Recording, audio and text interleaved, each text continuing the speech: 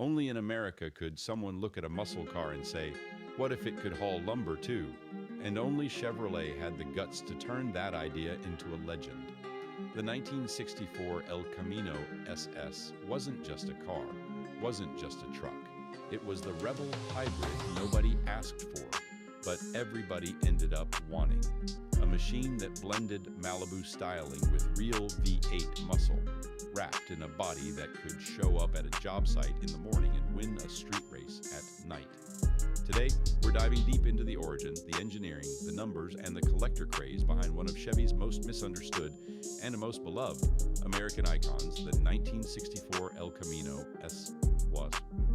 The El Camino story begins long before 1964.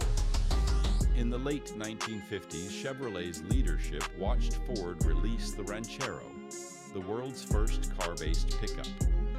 Ford pitched it as the perfect tool for farmers, tradesmen, and small business owners who wanted the comfort of a sedan with the practicality of a truck. And it worked. Chevy fired back in 1959 with the first El Camino, based on the flamboyant winged Impala. But while beautiful, it wasn't the practical performer Ford's customers wanted. After just 2 years, Chevy paused production, but the idea didn't die. The early 1960s brought something new, the muscle car era. The Pontiac GTO hit the streets in 1964, shocking the industry.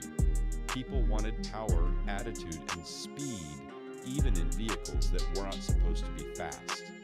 Inside Chevrolet, engineers saw an opportunity. They wanted a do-over, a better El Camino, one based not on the cruiser, but on something lighter, tighter, more athletic.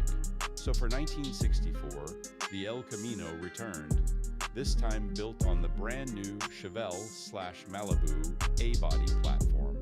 The moment people saw it, they got it. The lines were clean, muscular, proportional. The bed blended seamlessly into the cab. The stance looked ready to sprint. But what really made the 64 special was something Chevy didn't advertise loudly. You could equip it like a muscle car.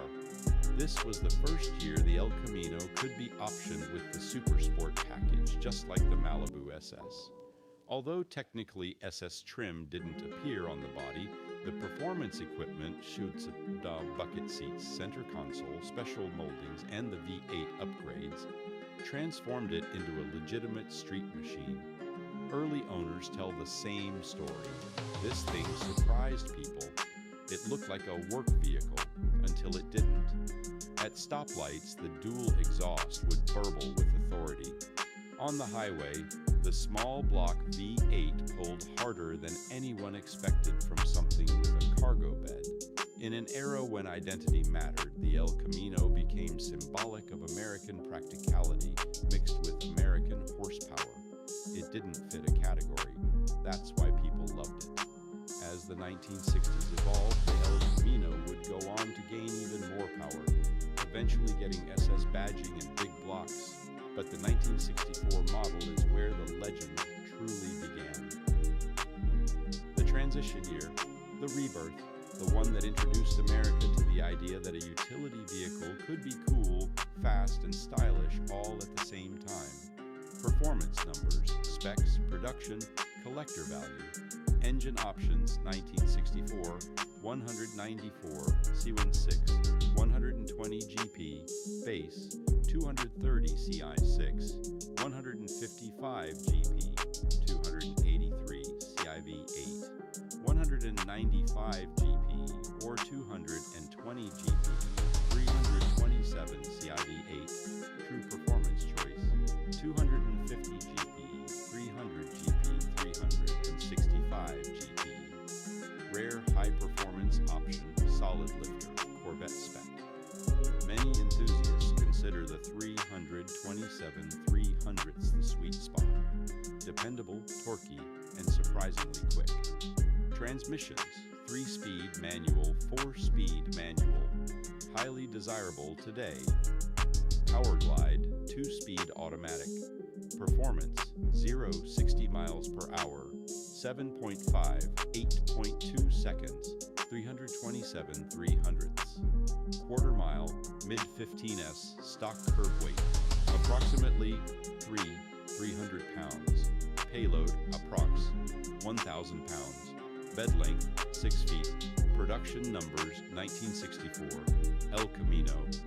Total production, approximately 32,560 units, estimated 15% equipped with top-level V8 ES. 4-speed models account for only a small percentage. Collector market today, driver quality examples, $25,000, $40,000 clean. V8 builds, $45,000, $70,000. True factory, 327 cars, $75,000, $110,000. High-end restorations, $120, 000 plus. Rare factory, 4-speed, 327 365th GP builds. Investment grade, rising rapidly. Collectors love the 64 because it's the first muscle-oriented El Camino.